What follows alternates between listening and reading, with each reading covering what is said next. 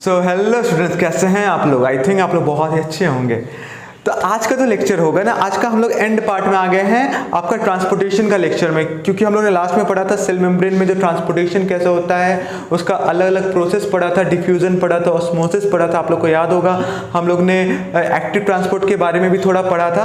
आज हम लोग क्या करेंगे, आज हम लोग एंडोसाइटोसिस एंड एक्सोसाइटोसिस के बारे में पढ़ेंगे, क्योंकि ये भी एक बहुत ही इंपॉर्टेंट प्रोसेस होता है जिससे सेल किसी भी बाहर का मॉलिक्यूल हो गया, कोई बाहर का चीज हो गया जिससे सेल को अंदर चाहिए, वो क्या करता है, इस प्रोसेस के थ्रू वो बाहर से चीजों को, बाहर एक्सटर्नल एनवायरनमेंट से अंदर में सेल का लाता है। तो इसको हम लोग चलिए अच्छे से पढ़ते हैं। तो एंडोसाइटोसिस, एंडोसाइटोसिस बोलने का मतलब क्या होता है, अगर इसको देखिएगा ना तो इसका नाम में तीन चीज है, तीन ग्रीक वर्ड से मिलकर बना है। पहला है एंडोन। एंडोन का मतलब क्या होता है, एंडो का मतलब क्या होता है, विदिन। क्या होता है, विदिन। विदिन मतलब अंदर, ठीक है। दूसरा आता है काइटोस। क्या होता है, काइटोस। काइटोस का मतलब हम लोग जानते हैं, दैट इज सेल।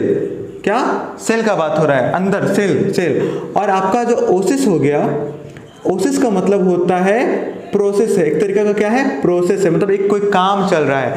तो एंडोसाइटोसिस क्या हो गया, वो प्रोसेस है जिसके थ्रू कोई भी जो सेल के बाहर कोई भी चीज है वो सेल के अंदर आता है। This process is known as endocytosis. अब हम इसको समझेंगे कैसे ये होता है, कैसे ये काम करता है, ठीक है। तो अब देखते हैं हम लोग कि ये प्रोसेस होता कैसे है। अब इसको देखने से पहले हम लोग दो चीज जान लेते हैं। एक चीज जान लेते हैं, एंडोसाइटोसिस दो टाइप का होता है। एक होता है आपका, एक को हम लोग बोलते हैं फैगोसाइटोसिस। क्या बोलते हैं, फैगोसाइटोसिस। और दूसरा होता है पिनोसाइटोसिस। पिनोसाइटोसिस। अब देख, तो फैगोसाइटोसिस मतलब ये क्या होता है, सेल ईटिंग। इसको हम लोग सेल ईटिंग भी बोलते हैं, ठीक। और पिनोसाइटोसिस को हम लोग क्या बोलते हैं, सेल ड्रिंकिंग। अब इसको ऐसा क्यों बोलते हैं, इसका क्या है क्या नहीं है, इसको हम लोग चलिए डिटेल में समझते हैं। अब देखिए एंडोसाइटोसिस में ये दो प्रोसेस होता है, दोनों का सेम ही प्रोसेस होता है, बस थोड़ा सा डिफरेंट क्या होता है कि इसमें सेल खाता है, इसमें सेल पीता है। अगर सेल को खिलाना है तो फैगोसाइटोसिस, और सेल को कुछ भी पिलवाना है तो उसको पिनोसाइटोसिस बोलते हैं। अब देखिए काम तो कैसे होता है, आपको यहाँ पे सब कुछ दिखेगा सामने में, बगल में। तो देखिए काम क्या होता है ना, जब भी कोई सेल होता है, कोई सेल पे अगर कोई चीज आके बैठा, समझ जाइए एक अमीबा सेल है, तो अमीबा को खाना, अमीबा को लगा है भूख, तो क्या करेगा, उसके पास कोई चारा नहीं बचता है। तो क्या होता है ना, कोई चीज आकर के उसके ऊपर बैठता है, समझिए कोई भी छोटा सा जिसको वो उसका जो वो खाएगा, वो उसका ऊपर आकर के कोई वो ऑर्गेनिज्म आकर के बैठा, तो वो क्या करता है, वो स्लोली आप यहाँ पे देख पाइएगा, वो क्या करता है, वो धीरे धीरे क्या करता है, कैविटी फॉर्म करने लगता है। वहाँ पे थोड़ा धीरे धीरे क्या होता है, कैविटी का फॉर्मेशन करने लगता है। और वो जो सेल होता है, वो जो आपका मतलब वो ऑर्गेनिज्म होता है, वो फूड होता है, वो क्या होता है, वो धीरे धीरे उसको नीचे जाने लगता है। अब देखिए अमीबा का हम लोग जानते हैं कि इस तरीका का वो स्ट्रक्चर फॉर्म करता है, तो उसको हम लोग क्या बोलते हैं, सूडोपोडिया बोलते हैं, सूडोपोडिया। तो क्या होता है, वो सेल धीरे धीरे क्या करता है, उसको इनगल्फ करने लगता है, अंदर लेने लगता है। हाँ, और जैसे लेता है तो क्या होता है, यहाँ पे आप देख पा रहे होंगे कि यहाँ पे देखिए जो वेसिकल्स है वो क्या हो गया, पूरा ऊपर से जो सेल मेम्ब्रेन है, जो सेल मेम्ब्रेन है वो क्या हो गया, क्लोज हो गया है, और वो अंदर में एक छोटा सा वेसिकल के अंदर वो फूड चला गया है। अब क्या होगा, अभी तो सेल के अंदर चला गया, इसी को हम लोग बोलते हैं एंडोसाइटोसिस, यही चीज को बोलते हैं एंडोसाइटोसिस। अब वो चला गया अंदर, अब तो अब क्या होगा, अब बस यही होगा कि अंदर में कुछ एंजाइम्स आएगा, सेल के अंदर कुछ एंजाइम्स आएंगे जिसको बोलेंगे लाइसोजाइम्स, ठीक है। तो वो क्या करेगा, लाइसोजाइम्स क्या करेगा, वो जो फूड है उसको क्या करेगा, उसको तोड़ देगा, उसको एकदम छोटा छोटा सिंपलर फॉर्म में तोड़ देगा और उसको डाइजेस्ट कर देगा, ठीक है। और इस तरीके से अमीबा को अपना खाना मिल जाएगा। इसी तरीके से हम लोग का बॉडी में भी होता है कि अगर सेल को कुछ भी चाहिए होता है, समझ जाइए कोई वायरस आ गया, कोई बैक्टीरिया आ गया, तो हम लोग के बॉडी में जो आपके जो व्हाइट ब्लड सेल्स होते हैं वो भी सेम फैगोसाइटोसिस करते हैं, और क्या करते हैं, वो जो वायरस हो गया, वो बैक्टीरिया हो गया, उसको मार देते हैं। तो ये एक तरीका का प्रोसेस होता है जिससे हम लोग का इम्यून सिस्टम भी अच्छे तरीके से वर्क कर पाता है। और हम लोग समझ गए कि एक तरीका का ऐसा प्रोसेस है जिससे क्या होता है, कोई भी सेल किसी भी चीज को मतलब क्या, वो चीज जो सिंपल डिफ्यूजन के मदद से नहीं आ सकता, उन सब चीजों को सेल अंदर लेता है। इसी को हम लोग बोलते हैं आपका एंडोसाइटोसिस। अब फेगोसाइटोसिस हम समझा दिए, इसमें क्या होता है, कोई फूड मॉलिक्यूल या फिर कुछ ऐसा मॉलिक्यूल, ऐसा चीज़ जो सेल को चाहिए, हाँ वो खाता है, उसको बोलते हैं फेगोसाइटोसिस। और पिनोसाइटोसिस का मतलब क्या होता है, समझिए कोई भी लिक्विड फॉर्म में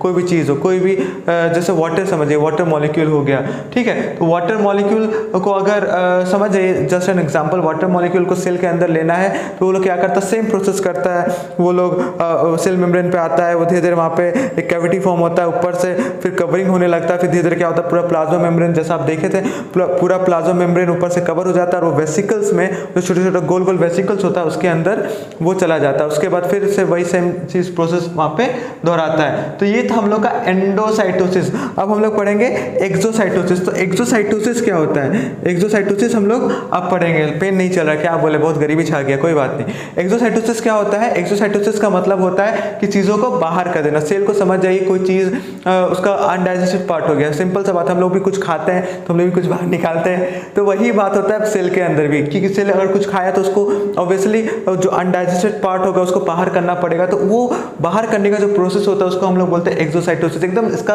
अपोजिट है। हाँ, अब एक और बात बता दें, एंडोसाइटोसिस का एक तरीका का एक्टिव ट्रांसपोर्ट है। कैसा ट्रांसपोर्ट है, एक्टिव ट्रांसपोर्ट होता है। मतलब क्या, एंडोसाइटोसिस करने में, ठीक है, या फिर एक्सोसाइटोसिस करने में क्या होता है, आपको एनर्जी का रिक्वायरमेंट होता है, मतलब एटीपी का फॉर्मेशन होता है, एनर्जी बनता है, तभी होकर के एक्सोसाइटोसिस या एंडोसाइटोसिस होता है। अगर एनर्जी का जरूरत नहीं होता तो वो सिंपल डिफ्यूजन से भी हो जाता। अब देखिए, तो एक्सोसाइटोसिस में क्या होता है, सेम चीज होता है। समझ जाइए, सेल के अंदर क्या हो गया, अनडाइजेस्टेड पार्ट हो गया, या फिर सेल को देखिए, सेल में तो हार्मोन्स बनता है, अलग अलग एंजाइम्स बनता है, और वो हार्मोन्स और एंजाइम्स को क्या करना पड़ता है, अलग अलग बॉडी में रेगुलेट करना पड़ता है, अलग अलग बॉडी सेल्स में रेगुलेट करना पड़ता है। तो सेल क्या करेगा, सेल को तो उसको बाहर निकालना पड़ेगा। तो सेल उसको कैसे बाहर निकालता है, एकदम सुंदर से उसको सजा करके, एकदम नहा धोआ करके, उसको एकदम एक लपेट करके, एकदम रैप करके एक वेसिकल्स में भरता है और बोलता है बाबू जाओ। देखो यहाँ पे आप देख पा रहे हैं, बोलता है बाबू जाओ। अब ऐसे क्या करता है, उस फिर से वही होता है, सेल के मेम्ब्रेन के सर्फेस पे आएगा, वो धीरे से ओपन होगा और सबको बाहर कर देगा। तो इस तरीके से क्या होता है, इसको बोलते हैं एक्सोसाइटोसिस। एकदम ऑपोजिट इसी का, जैसे एंडोसाइटोसिस का था उसी तरीके से एक्सोसाइटोसिस भी सेम ही चीज है, बस वो एंडोसाइटोसिस में चीजें अंदर आती है, एक्सोसाइटोसिस में चीजें बाहर जाती है। तो ये हम लोग का एंडोसाइटोसिस एंड एक्सोसाइटोसिस था, जो हम लोग का लास्ट था।